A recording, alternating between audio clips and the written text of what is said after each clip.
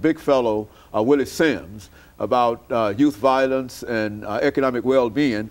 And one of the things, Mr. Greenlee, that we wanted to sort of follow up was this whole idea of economic self-help that you introduced before we had our first commercial break. Let's talk about that. Well, think about this. How can we talk about giving people jobs, and especially if you look in the inner city where there's all these issues of crime, but even in their own community, there's not even an opportunity to get a job. You take one felon, you destroy his life for the rest of his life, and at the same time, even me as being a black man doesn't own enough in my own community to employ him. We got to deal with this. You know, we got to get back to wanting to buy our own, listen, our own community. Not saying we're supposed to own everything in our community, but shouldn't we own at least majority of whatever in our community? Why should we ever have to go over here to buy from this person, that person? Well, let me say the prime example of it. We own all the beauty shops and the barber shops, but we buy hair. All right.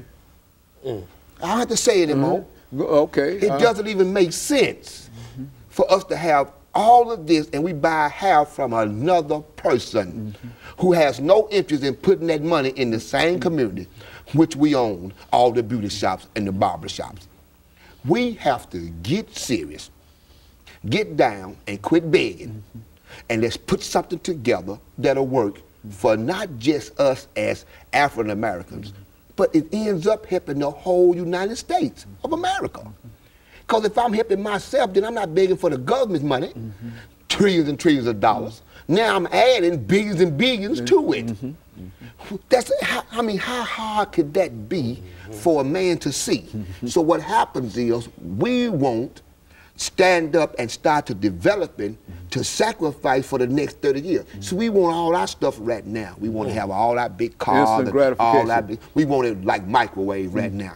But we have to stop and realize now, let's put our resources back for our future.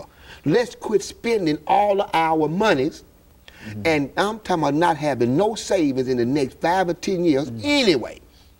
Why don't we cut back? Start back to buying our community back.